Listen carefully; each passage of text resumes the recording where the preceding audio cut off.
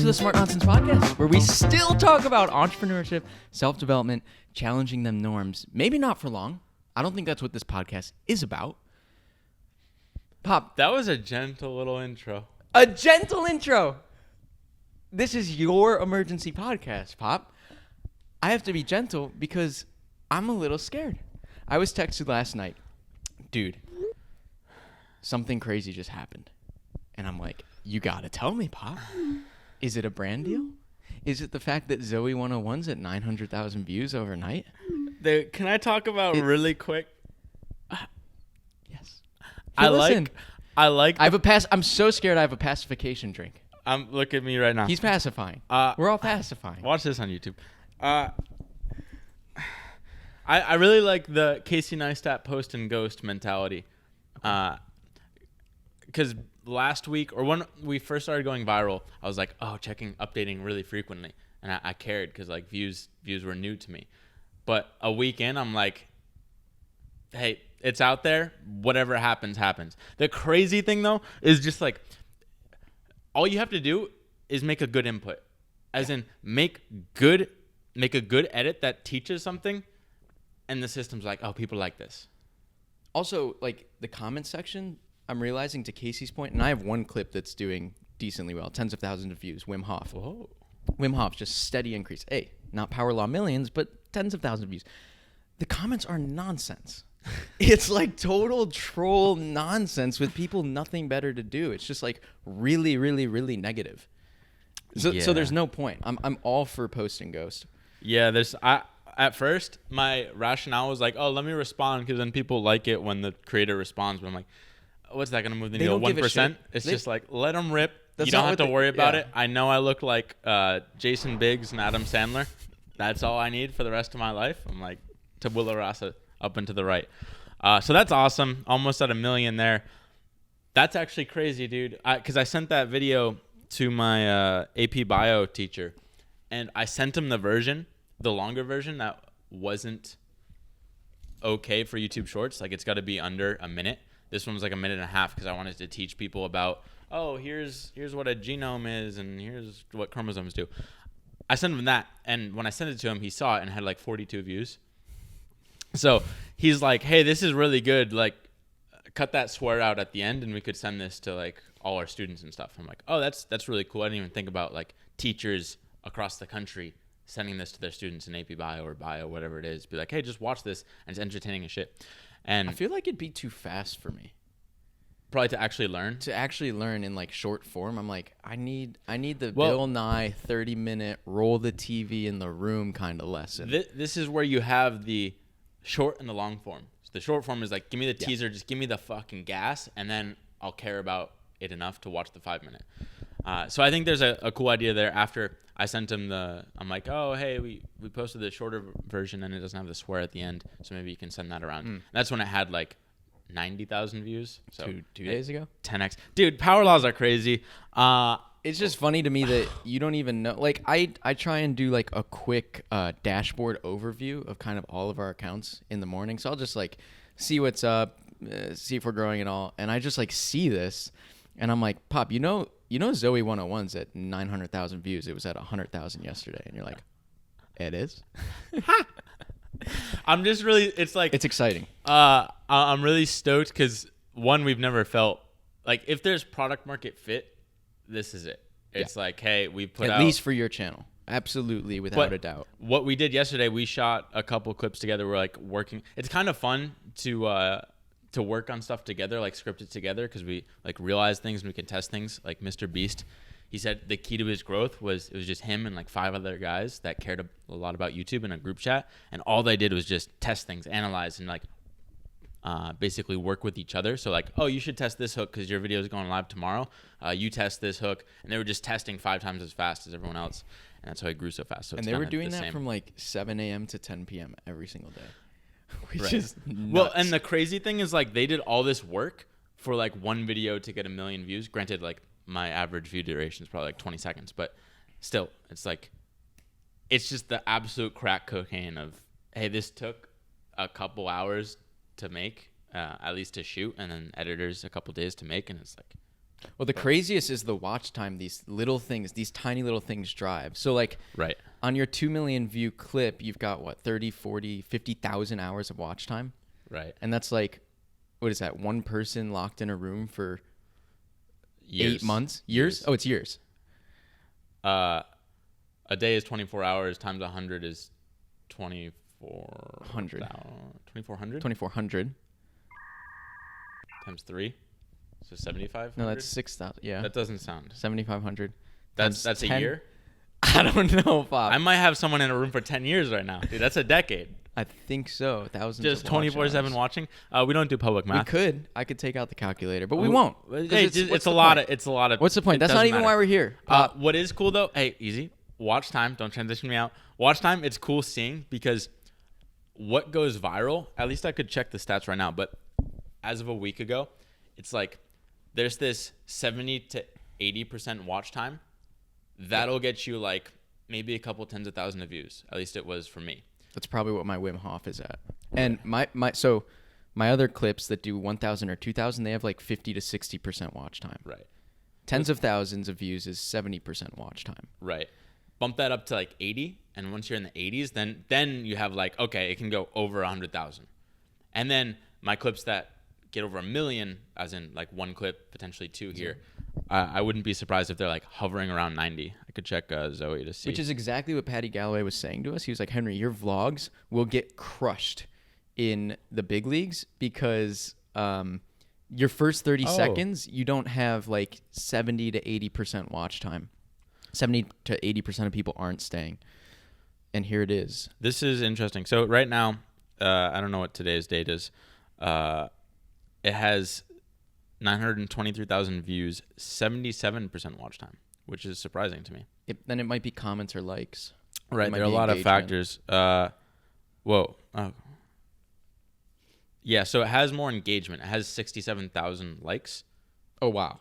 Wow. Your other ones have like 15,000.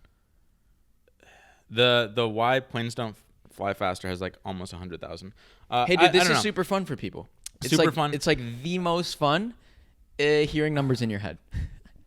Yeah, hopefully put graphics. Okay, but anyway, the watch time is probably the most important. We don't even know where we're going to post these anymore. The watch time is probably the most important. And then after that, it seems like there are obviously other factors.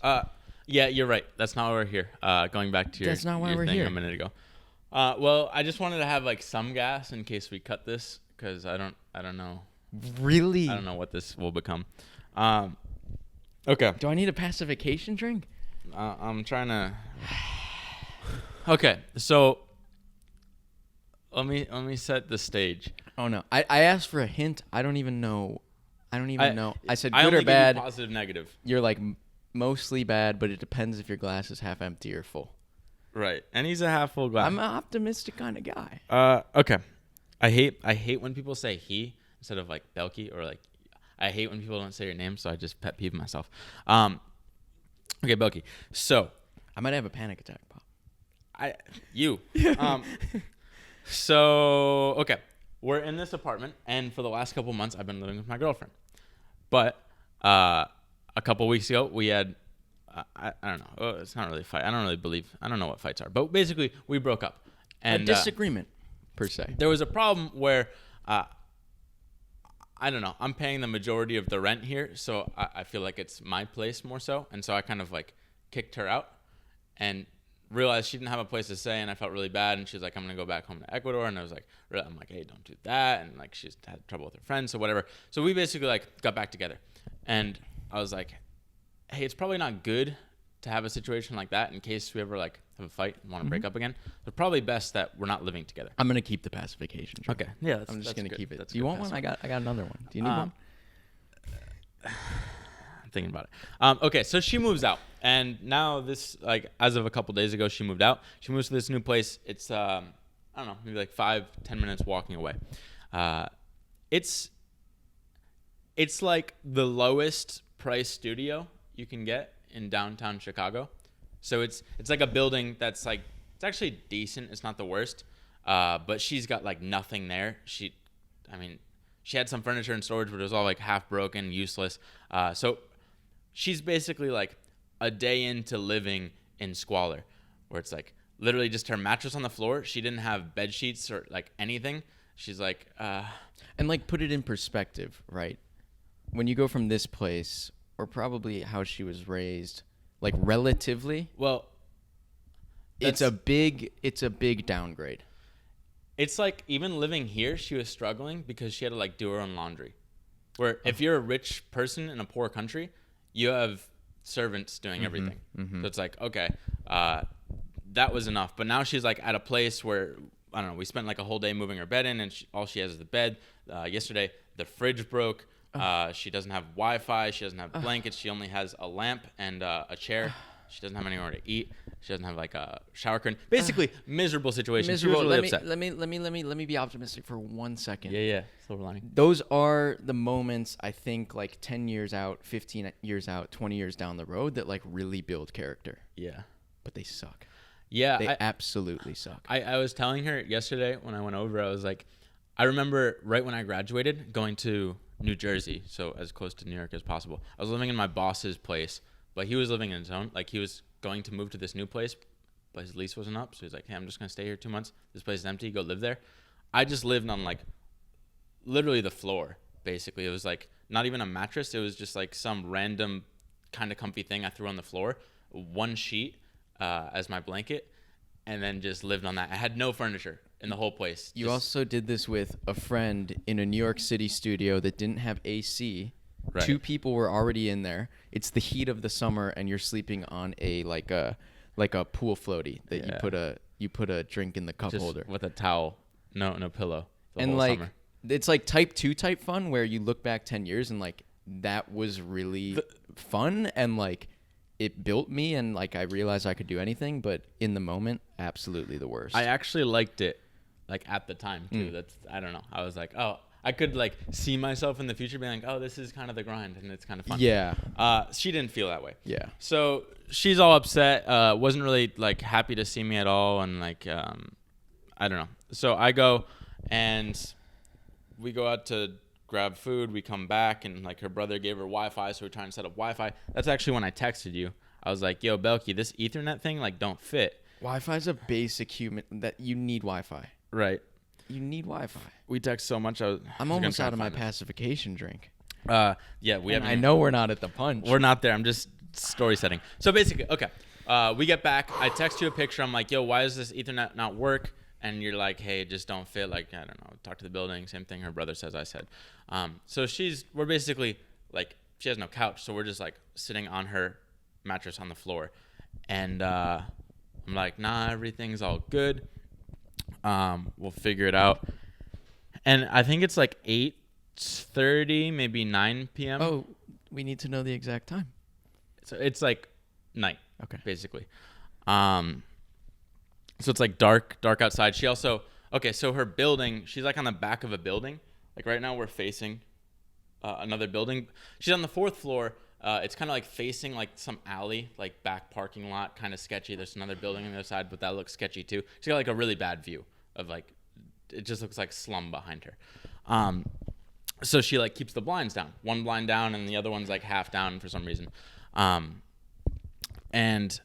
so I'm talking, I'm like, no, everything is going to be all good. And we're like joking about looking at the ceiling, and there's like, oh yeah, look at the fucking, I don't even know what we're talking about. But out of nowhere, we just hear, ah!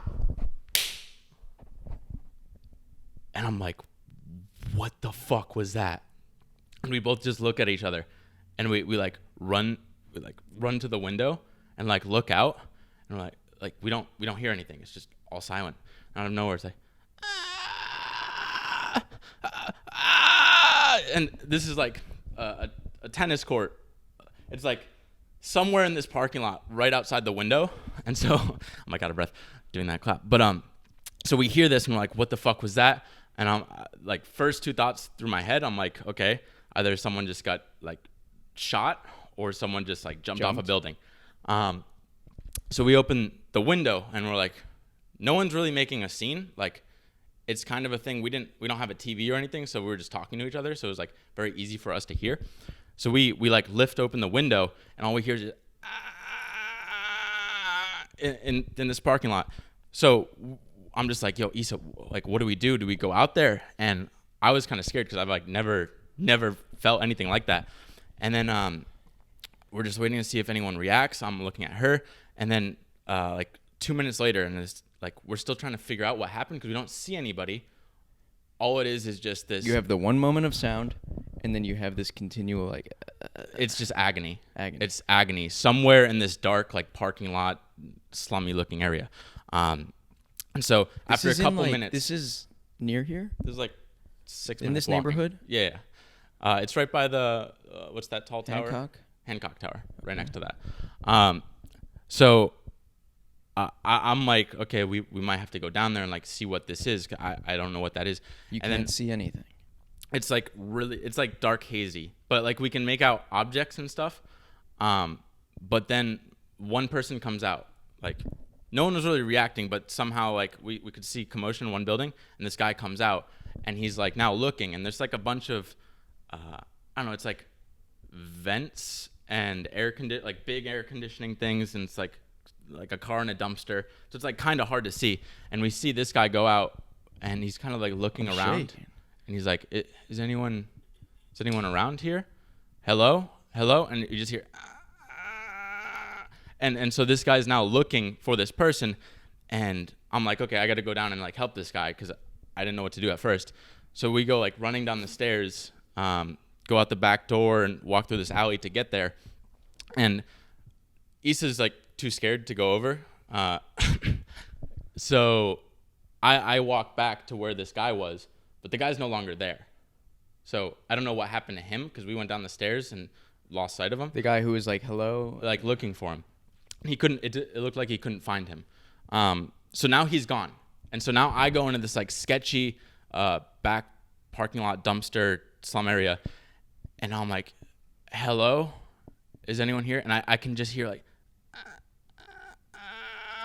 and so now I'm freaking out. So I go over to like that one of these big air conditioner things. And I'm like, hello?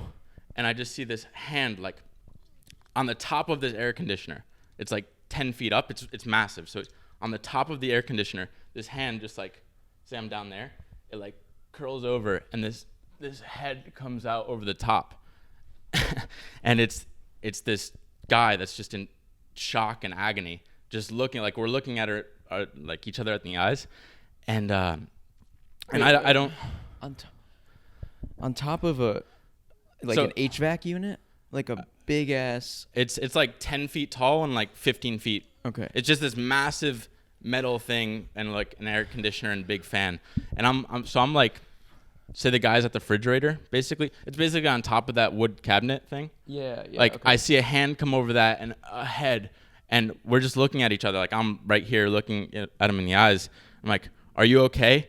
And he couldn't speak back. He just, and so now I'm scared. Like, I don't know what just happened. It just sounded like a fucking lightning thunder struck, but I don't know if it was a gunshot or what. So now I'm kind of scared because he's not responding to me. So like, get up and like, kind of go behind this car just so my head's showing. There's too many unknowns. I'm like, does he have a gun? I don't know what just happened. So I'm just sitting there. I'm like looking back to see if Issa's there, but she's like really far away. And I'm just like, I'm going to go call the police. And so he's just looking at me, and I just had to peel away. So I get my phone and I call 911, but I don't actually know the address or anything. So I started like getting flustered. I'm like, what's happening? I call 911. They're like, what's your emergency? I'm like, I'm not sure, but I think someone just threw themselves off a building, and I'm just like seeing them die or something. And I don't know what happened. I was just really flustered. She's like, where are you? And I didn't know where we were. Like, I didn't know the address because she just moved here. Which is interesting because people will call 911, and because there's so much shock and anxiety, they will either literally forget how to dial 911 or might not remember their address. You actually don't know. In addition to all of that, you actually have no idea where you are. There were so many unknowns. I didn't know if, like, I assumed he just jumped off this thing, but I'm like, I don't know what this is. I'm like, just send someone, and I like got flustered, and I literally just like I didn't know what to do. And so you didn't give an address. You're like, just send someone. Again, maybe they could track your phone. I don't know. I was just like not thinking clearly at all. And then I see the people come back. Like the first guy that was there, he ran into this restaurant like across the street and got like everyone, I don't know, all the workers there were like 5-6 people came running out. And at this point I was like not sure what to do, so I just went running back and I hung up. Not the right move, like trying to figure out where you are and then call. But these people come out, we all find the guy. One of them gets on the phone 911 right away. The original guy, he like starts climbing up on top of this HVAC or whatever you call it, and I climb up there with him, and it's just, that's a hero, that first guy. Dude, I was like, I was so scared to like even go. It was just darkness. There's and like so much unknown. Right. I'm like, am I gonna risk my life for this? And he just did right, it. Right. It's not even clear that other than this thing that happened, it's not even clear that that your surroundings are safe for you all, which is like. I was astounded. So he climbs up and he's like, I see him at the top with the guy. I climb up too. So it's just us two. The other people are kind of like off a little bit, trying to call the police, trying to figure that out. And now we just see this guy. He's kind of looks like maybe like Filipino or something like that. He's kind of like a tan Asian guy that's just like in agony. But no, like we don't see any blood or anything. He's just like, we can't move him at all. He's just in shock like this. I don't know if you can see me, but on the top of this thing, and you see the metal. It's like, I have an air conditioner at home where it's like a fan and then a grate on top, but you can see the fan and stuff. Yeah. It was basically... It's like air needs to get in there, but there's a grate to keep debris out. Right. So it's like the size of this couch, but maybe wider, and it's just indented like 5 feet. Like just straight, like everything's broken in this thing. And he's like half in that, half out of it, just like this. And the other guy's comforting him. And I'm like there, like holding him too, like, dude, you're okay. He's like, I'm so tired. I just want to sleep. And I'm like, oh my God. Like, it was just that for like 5-6 minutes, and then we finally started hearing sirens. Felt like years. Yeah, and he was just like, you just see like tears on this guy, but like I'm like, it was pretty much silent. We're just like waiting there trying to comfort him, like, but no, dude, you're okay. Like, nothing's gonna happen. Like, we didn't really talk about anything else. It was just that waiting for the medical people to come. He's conscious. Yeah, he was mostly. Just. I don't. Long story short, they come and like they, after maybe 10-15 minutes, they figure out how to get a stretcher and a ladder and like get him off the top, and he's secured and going in the ambulance to the hospital. And I heard the police person, like, I didn't want to get close to what they were doing, but I heard her say like, no, he's alive. I don't really know the details other than that, but like, yeah, he, like, one of the buildings was a hotel, but it was like closed or vacant. I don't know what it is, but there was an apartment building actually where Issa's brother used to live. And I don't know if he was on the fire escape or something. Like, it's maybe like a 15-story building, something like that, and threw himself off. Oh, but I was like, it was just so weird. Like, I don't know even if this story should be in it, because I was like, I don't know what to do with this. I don't know. We can cut it, but like, whoa, it was just, I wasn't. What does Issa think? So she's as a cap to this place, right? So right, like everything else going on. It's kind of like when, not that it's on the same level at all, but like I'm in this other building that's also really bad and everything's going wrong, and then there's literally like a fire pouring out smoke on our floor, and I think I'm gonna die. It's like, right. And then that times 100. Yeah, right. We joked she was gonna live in this place. Oh, but I'm like, yeah, you don't want to live in Sioux Plaza. And then I realized, I'm like, oh my God, like, whatever. Dude, that's nuts. So she basically had a friend a couple years ago in the city that got like drunk at a party and did the same thing, like just threw himself off like a 17-story building accidentally. I don't know, but and that person like landed and they were in agony but ended up dying, just because they're like paralyzed. But you don't die right away if it's not that high. So she's like had that friend and someone else also. So this is like the third time she's been very close to like a jumper suicide attempt, at least. So she had like, to come I'm here so tired or something. It's probably a suicide attempt. Most certainly. Well, I don't know. Like it felt more like he was like physically tired. Like I feel like I've seen war movies where people are like, I just want to go to sleep, like that sort of thing, like, and that's how they die. So we're like, no, dude, just like stay with it, you're good. But I didn't. Huh. That kind of rattled my my day last night. But your day last night. But I think he's alive. I've been trying to check the news to like see if anything's come out, but there was no blood or anything. Dude. But I know there's a lot of internal stuff. So yeah, there's internal blood. Hey, I'm a glass half full kind of guy. That's a super empty glass.